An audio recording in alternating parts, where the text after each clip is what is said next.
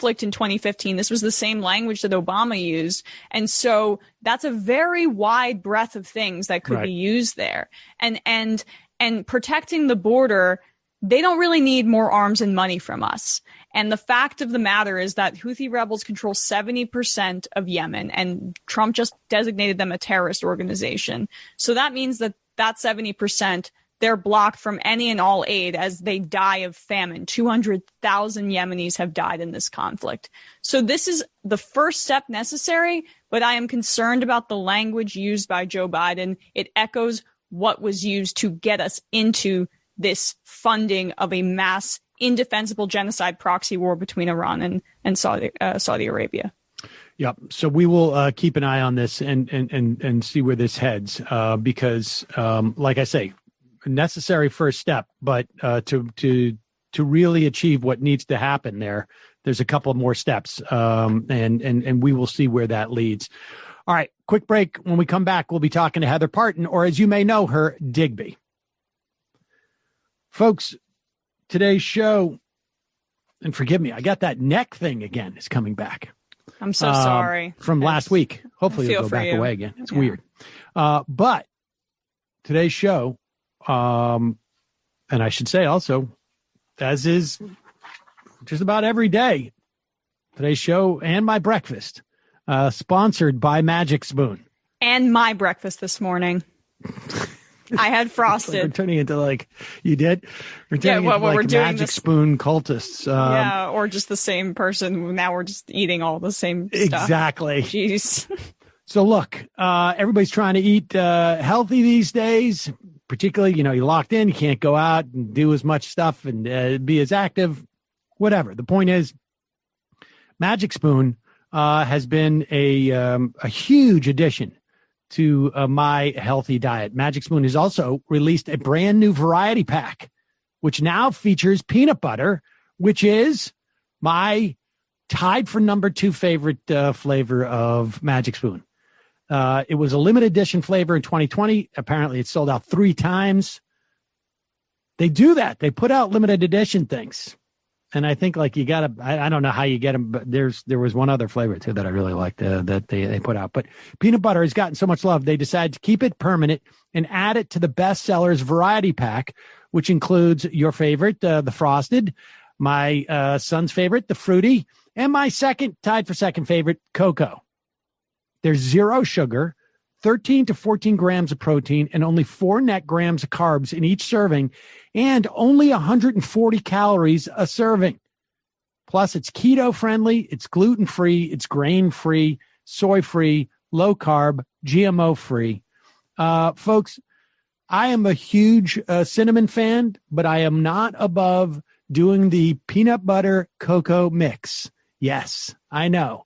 A little childlike, but here's the beauty. The cereal is not full of sugary junk.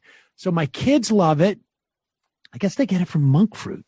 I'm not sure exactly how they work it, but it's delicious. And it's got protein. It's not heavy on the carbs, no sugar. What more would you want? Go to magicspoon.com/majority report. Grab a variety pack today. Try it.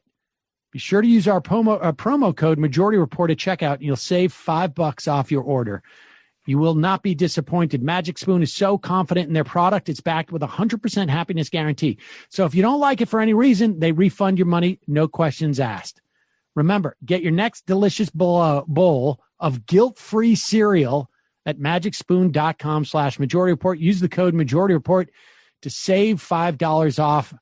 Thank you, Magic Spoon, for sponsoring this episode. And, of course, now half the team's breakfast, as far as I know. Also, speaking of healthy snacks that don't taste very good or fill you up or satisfy your cravings, well, this episode is also sponsored by Monk Pack, who makes snacks that taste, again, like your favorite sugary treats, but with only 1 gram of sugar or less. This is another thing that I've been really psyched about to give to my kids. Monk Packs are keto. They're nut seed bars. They contain 2 to 3 grams of net carbs. They're only 150 calories. They come in amazing flavors. Caramel sea salt. I can't even think about this stuff really at this time. I love that combo. They have sea salt, dark chocolate. They have peanut butter, dark chocolate. They have pecan and maple. They're delicious.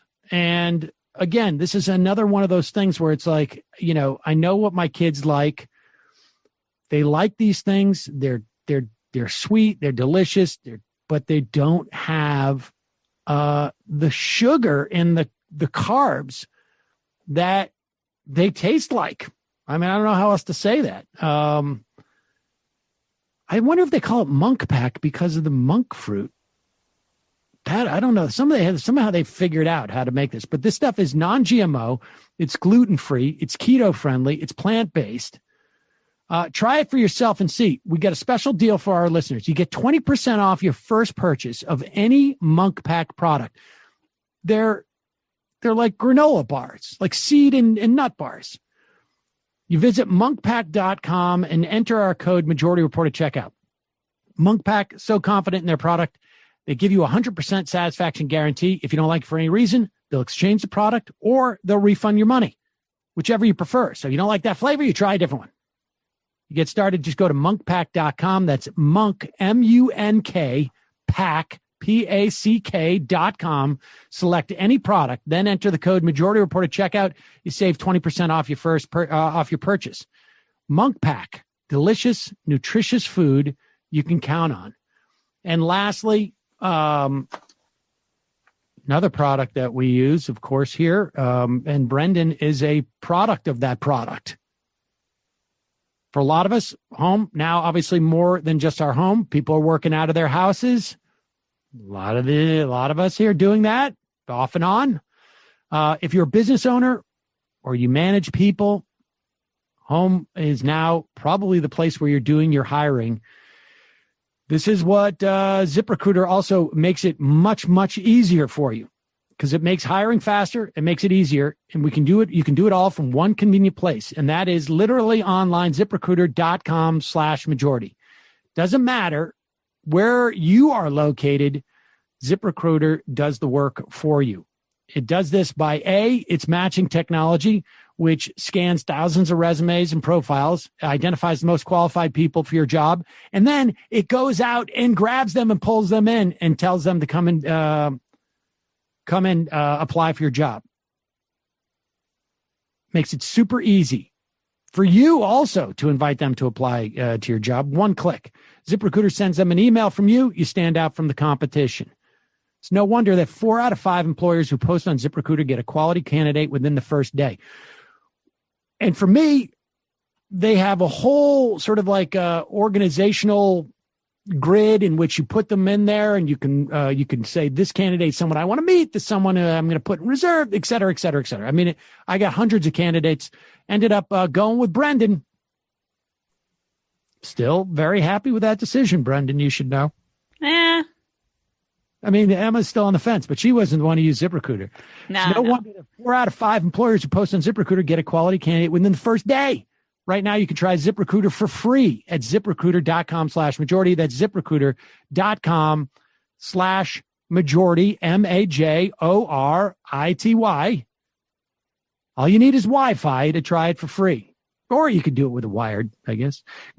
Just go to ZipRecruiter.com/majority. ZipRecruiter is the smartest way to hire. Okay, want to bring in the proprietor of the blog Hullabaloo, the writer from Salon.com, Heather Parton, or as you may know her, Digby. Heather, you there? She's coming on, I think, at this very moment. Yeah. Oh, there she is. And was Matt playing your theme song? He was. I missed that. I know. We don't have the full sound drop capacity that we have when we're in studio. But we will return to normalcy, hopefully, eventually. But not quite there yet, are we, Heather? No, we are not. We are not. Here in California, we're still locked down. They just opened restaurants for outdoor dining. back up. So that's about where we are. And schools are closed, everything. It's... And of course, yesterday apparently was we breached 5,000 deaths. My understanding is that was a backlog, I think, from the state of Indiana, I believe. So it wasn't actually a sort of a true measure. The infection rate seems to have plateaued, and I imagine down the line we will see a drop in deaths, and we're seeing that in terms of hospitalizations. Of course, though, there's a race between the vaccine and the mutations. And we're going to talk more about that, I think, a little bit next week with an epidemiologist. But let's talk a little bit about what's going on in terms of both the politics of providing economic relief and financial support to fight COVID, and what's also happening. We have impeachment next week, but we also seem to have and you and I discussed this earlier in the week, there's sort of like a dual track in our politics that seems to be happening now. That's very, very strange. But let's start by talking about what's happening with COVID. Last night, or I should say this morning at 5:30 a.m., the amendment ORAMA process of building a reconciliation bill went forward. The vote passed 51-50. And now the sort of broad mandate to go back to committees, fashion a COVID relief bill begins.